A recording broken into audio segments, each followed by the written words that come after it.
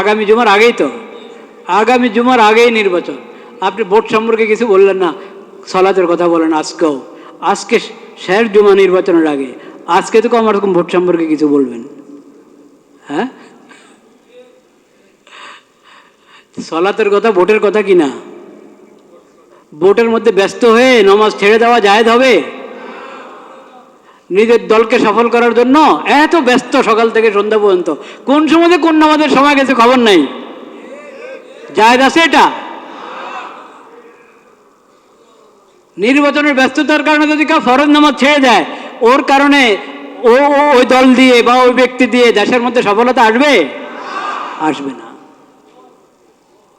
قد أفلح المؤمنون الذين هم في صلاتهم خاشعون। মুমিনরা সফল কাম। সফলতার প্রথম কথা ঈমান। দ্বিতীয় কথা, কোন মুমিন? এমন মুমিন যার মধ্যে সিফাত আছে, ঈমানি সিফাত আছে। প্রথম সিফাত হলো আল্লাযীনা হুম ফি সালাতিহিম খাশিউন, যারা নামাজের মধ্যে বিনয়ী, খুশুখুজুর সাথে নামাজ নিয়মিত আদায় করে, সুন্দর মতো আদায় করে, তারা সফল কাম। তাহলে সফলতার প্রথম কথাই কি? নামাজ। যে দলে ক্ষমতা আসক, যাকেই আল্লাহ তাআলা আল্লাহর জমিনের কোনো এক অংশের ক্ষমতা দান করেছেন, কোনো অংশের ক্ষমতা দান করেছেন যাকেই, তার প্রতি আল্লাহর আহ্বান কি? কি বলেন আল্লাহ তাকে? সূরাতুন নূরে দেখেন, 24 নম্বর সূরা, সূরাতুন নূর। কত নম্বর সূরা? 24 নম্বর সূরা।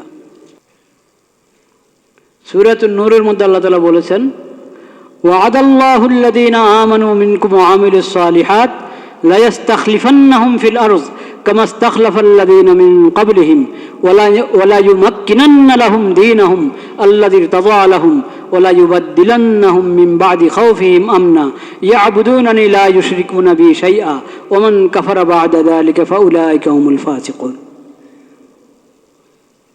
ক্ষমতা পাওয়ার জন্য আল্লাহ বলেছেন, ঈমান ঠিক করো, নেক আমল করো।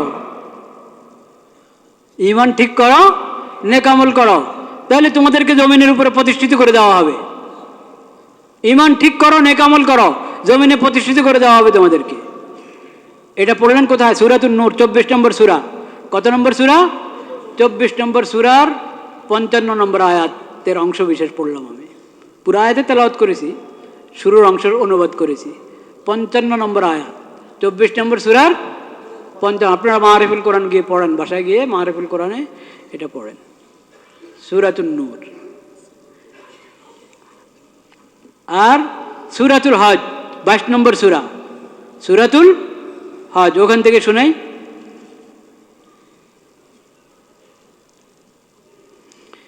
আল্লাযীনা ইম্মাক্কান্নাহুম ফিল আরদি আকামুস সালাহ ওয়া আতাবুজ যাকাতা ওয়া আমারু বিল মা'রুফি ওয়া নাহাউ আনিল মুনকার ওয়ালিল্লাহি আকিবাতুল উমুর। আল্লাহর যে বান্দাদেরকে আল্লাহ নুসরত করবেন, সাহায্য করবেন, তারা কারা? তাদের অবস্থা আল্লাহ বলছেন, তারা হলো ওরা যাদেরকে আমি যদি জমিনের ক্ষমতা দিই, জমিনে প্রতিষ্ঠিত করে দিই, তখন তারা সালাত কায়েম করে। প্রথম কথা কি? সালাত কায়েম করে। দ্বিতীয় কথা যাকাত আদায় করে। তৃতীয় কথা সৎ কাজের আদেশ করে। চতুর্থ কথা অন্যায় থেকে, গুনার কাজ থেকে, পাপাচার থেকে বারণ করে।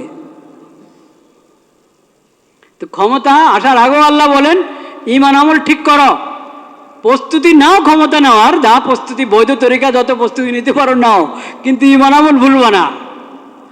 ঈমান আমলের উপরে ওয়াদা ক্ষমতা পাওয়ার। ক্ষমতা পেয়েছো, এখন প্রথম কাজ আকামুস সালাহ, সালাত কায়েম করো, যাকাত দাও, সৎ কাজের আদেশ করো, অসৎ কাজ থেকে বারণ করো। আছে কিনা সব? তো আমি যদি নির্বাচনের আগের জুমায় সালাতের ওয়াজ করি, ঠিক করলাম না ভুল করলাম? ঠিক।